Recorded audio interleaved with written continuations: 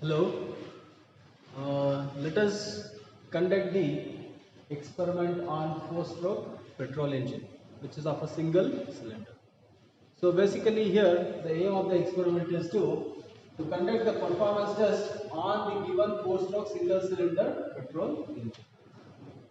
So the definition of performance is if any desired activity is done successfully by giving the necessary essential form of energy to it, that we call as a success as a mechanical engineer.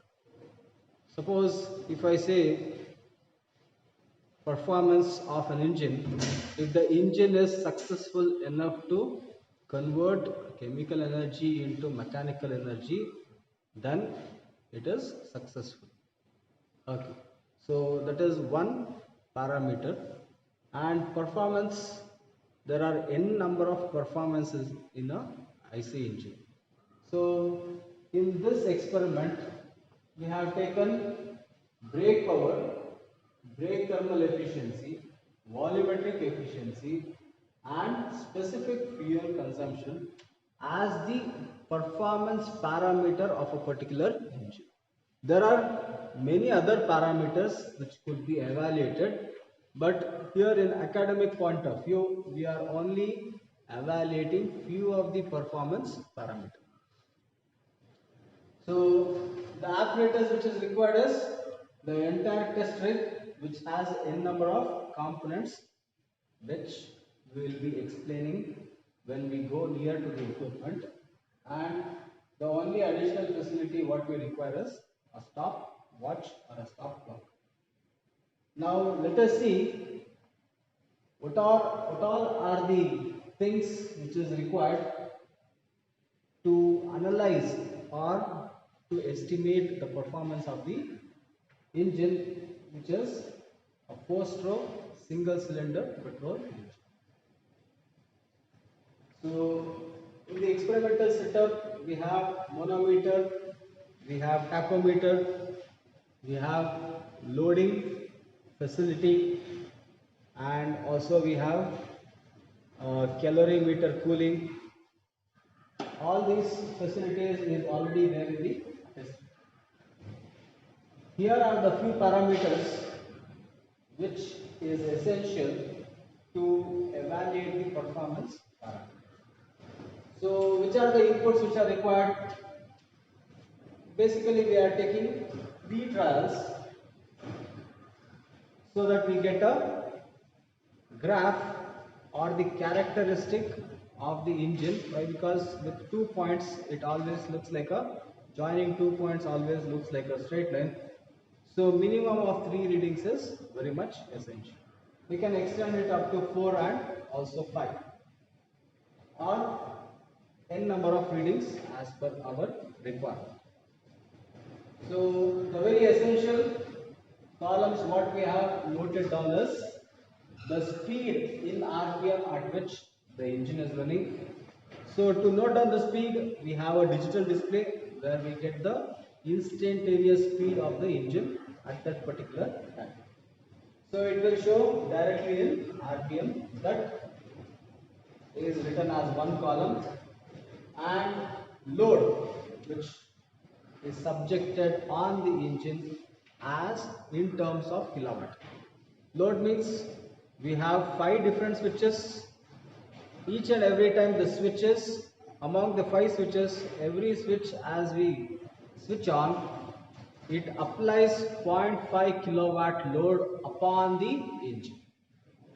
That means each and every switch, when it is switched on, the heating coil gets switched on in the experimental setup, which induces the load on the generator, in turn on the engine.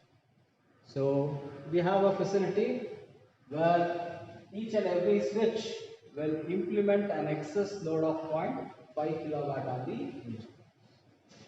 And here we also require a manometer, that is U-tube manometer reading, which is filled with water.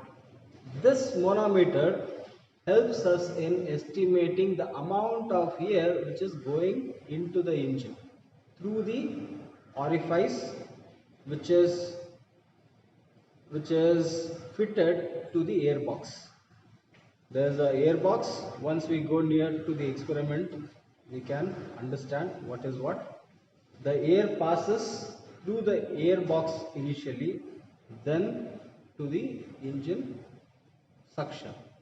That means while the air entering into the airbox, it has been fitted with an orifice, and the U-tube manometer, one limb of the U-tube manometer is connected to the orifice.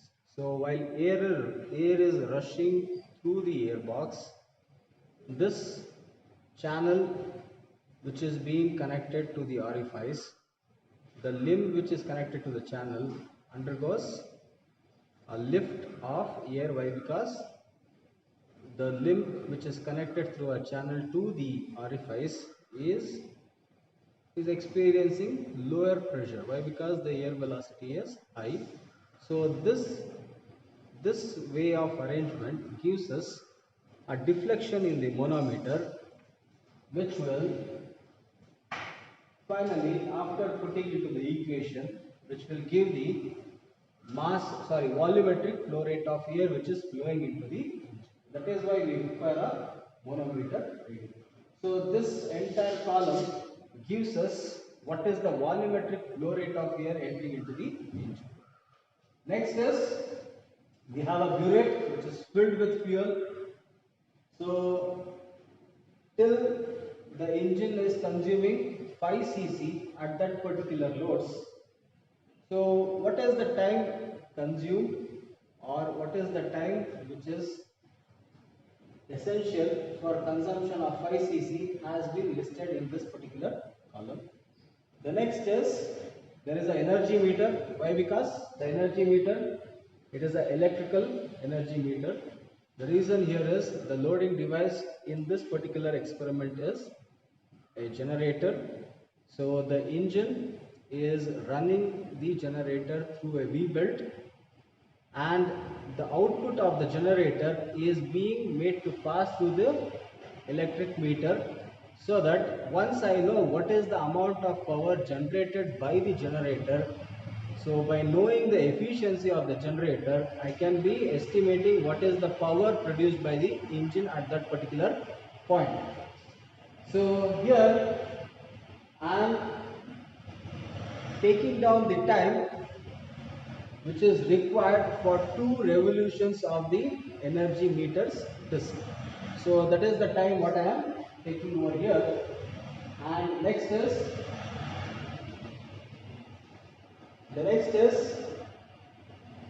what all data we have collected, the analysis part or the solution part comes out as a performance parameter. So let us see, and also we require the inputs as mass flow rate of fuel, and this is the variation of manometric fluid, that is water, the deflection at this particular trials, that is trial 1, 2, 3, and next is volumetric flow rate, which we have got through the difference in head of the manometer reading, and next the volumetric flow rate of air. Next it has been converted to mass flow rate of air. So here, after getting this data, to get the performance parameter, we require few calculation steps or formulas which has been written over here. So the very first formula is the area of the orifice. As I said earlier, the airbox is containing the orifice, and if the dia of the orifice is given in the observation column. So once I substitute the diameter of the orifice, I will be knowing the area, cross-section area of the orifice. So which is essential in finding the volumetric flow rate of air which is flowing through the airbox, then to the engine, and then to the exhaust. So the next thing which is required is the head, differential head in the water column manometer. So the level of water, what has made the difference because of the suction of air by the engine, this is the head difference in the water column U-tube manometer. So here the left and right limbs reading is being substituted here, so that I get the net effective difference of the water column, which is representing the volumetric flow rate of air into the engine. The next is here the head difference is coming out in terms of H2O. Finally, I need to convert this in terms of H2O into air. I want the head difference in terms of air. So I am converting the same data which was in meters of H2O into meters of air. For that conversion sake, I have written this formula where HA is the head difference in terms of air, HW, which is extracted here in the previous column, that is head difference in the water U-tube manometer, and rho W is the density of water, rho A is the density of air at that particular temperature while the experiment is going on, that is the ambient temperature. So by doing this, we will get it in meters of air. So next is volumetric flow rate of air. So the CD value of the orifice is a predefined value which is available in the observation column. Next, 2 into G is a constant where G is the gravitational constant, and HA, that is the head of air in terms of meters of air has been, if it is being substituted, then I will get the volumetric flow rate of air entering into the engine. Next is, once the volumetric flow rate of air, this is in terms of meter cube per, this is the velocity of air, sorry, it is not volumetric, it is the velocity of air. Once the velocity of air is known, by knowing the orifice area and the density of air, I can find the mass flow rate of air, which comes out in kgs per second. Next, to find out the mass flow rate of fuel, XCC means here we are conducting every trial by consuming 5 cc. The X in the place of XCC, we will be substituting 5 cc. The reason is we are calculating the time which is required to consume 5 cc of fuel. So every time in every trial, this will be 5 cc itself, or we can do it in a vice versa way. We can keep the time constant and look it into the quantity of cc consumed. Any ways it can be solved. And Hg is the specific gravity of the particular fuel which is being supplied to the engine. Next, T1 is the time consumed to consume 5 cc of fuel by the engine. So T1 is the time taken for 5 cc of fuel which is to be consumed by the engine. Next, it is multiplied by 1000. Solving this equation, we get the value of mass flow rate of fuel in terms of kg per second. So here the very two major findings what we require for the performance of the engine is mass flow rate of air and mass flow rate of fuel. Rest of all the calculation is a supportive calculation of these two main parameters. Next, by making use of mass flow rate of air and mass flow rate of fuel, so I can find air-fuel ratio which is entering into the engine. Okay. Next, the very main performance parameter is brake power.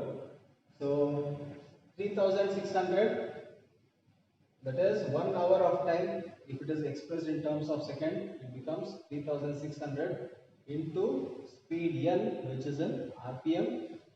K is the energy meter constant, and T2 is the time taken for the energy meter's disk to rotate for 2 revolution.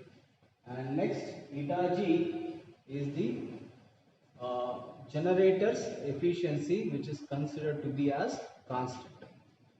So by implementing all the input data into this equation, so K is constant, N is available from the tachometer in RPM, and T2, it depends upon the amount of load applied on the engine, and eta G is also of a constant value, so we will be getting the value of BP for that particular trial. Next, for brake thermal efficiency, the formula is very simple. It is BP divided by m dot F into CV. So BP, we have already evaluated the brake power. M dot F of this particular trial has been already extracted, then multiplied by calorific value of the particular fuel used. Since here it is a petrol engine, the fuel will be obviously petrol, and the calorific value of the petrol is available in the observation. Just substituting those data will be giving out the brake thermal efficiency. Next is volumetric efficiency, where it is the ratio of mass flow rate of actual air which is entering into the engine divided by the theoretical mass flow rate of air entering into the engine, or the ideal air or the hypothetical mass flow rate of air which could have entered into the engine. So that is there in the denominator. To find the swept mass flow rate of air entering into the engine, we need to put the formula pi d square by 4, which is the cross section area of the engine, into L, which is the stroke of the engine. Multiplying these two will become the volume of the engine, into speed, which is in rpm divided by 60, gets converted into rps, into rho. So now this became volumetric flow rate into density becomes mass flow rate. So this is giving the theoretical mass flow rate which could have entered into the engine if there was no resistance for the air to be overcome while it is going into the engine. So this is only a theoretical possibility. This only happens when the resistance becomes zero while the air is approaching inside to the engine. So next is SFC, that is specific fuel consumption. So it represents for each and every kilowatt of power which is to be produced by the engine for a period of an hour, what is the total mass of fuel which is required. Each and every kilowatt, if it is need to be produced continuously for a period of 1 hour, then what is the amount of fuel which is required to produce 1 kilowatt for a period of 1 hour, then it becomes that value. So SFC is very significant parameter. The SFC, as SFC is lower and lower, that means to say that efficiency is higher and higher. So we as engineers always we hope that the SFC of the engine to be as low as possible.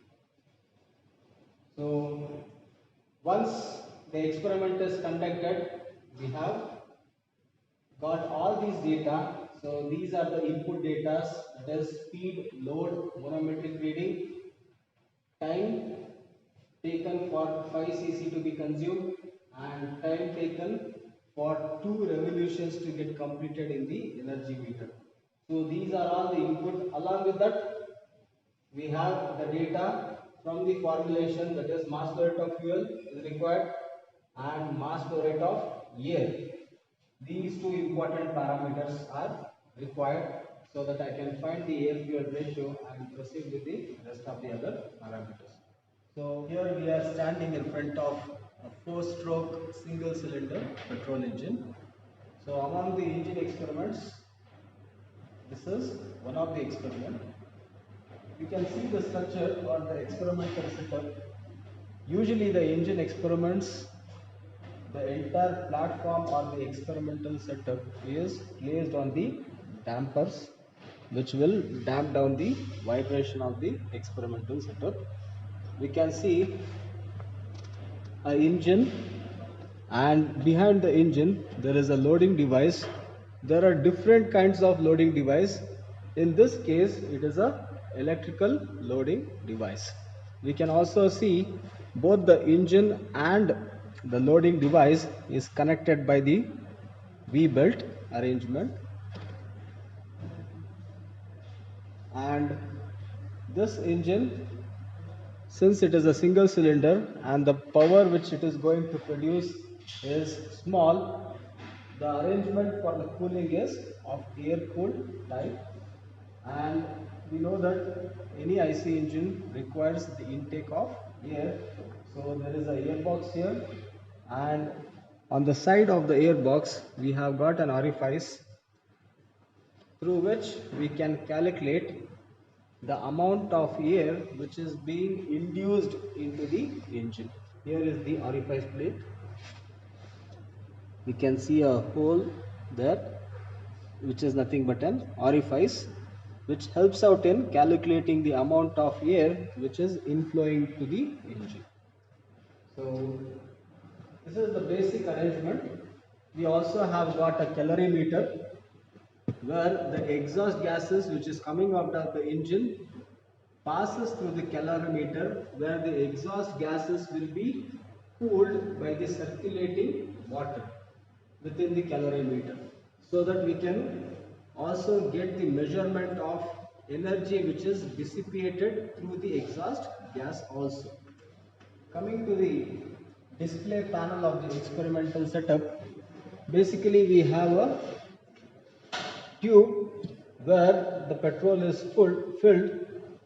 Before the experiment and after the experiment, we will be noting down the readings to calculate the quantity of fuel which has been consumed by the engine during the time of experimentation. Beside that, we have a U-tube manometer. The fluctuation of the U-tube manometer will represent the amount of air which is going into the engine at that point of time. So usually the experimentation will be always done making or keeping it as a steady state condition. Next we have a temperature indicator whose units is in degree centigrade. Next we have engine speed, which represents in RPM, and here we have an energy meter. The purpose of the energy meter here is, since the engine is loaded with a electrical loading, the amount of power produced by the electrical loading will be shown through the energy meter. So here we need to come in the reverse direction. The amount of energy produced in the electrical generator will be, the source of the power for the electrical generator is from the engine. So by taking account of the transmission losses, we will come to know what is the amount of power produced by the engine. So always the engine produced more power than the generator. Why? Because the first source of power occurs in the engine, and then it passes on to the generator. Now we can see here there is an ignition switch and an ignition cutoff switch. This meter represents the ampere which is being produced by the generator, and the meter beside it is representing the amount of voltage produced by the generator. Here we have the entire main switch to switch on and switch off the experimental setup. And here we have got 5 knobs.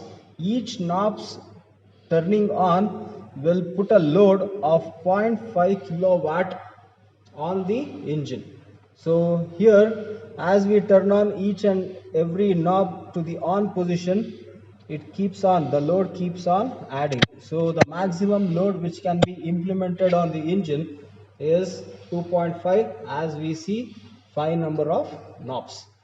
And the another thing is, the power produced by the electrical generator needs to be dissipated by some or the other means.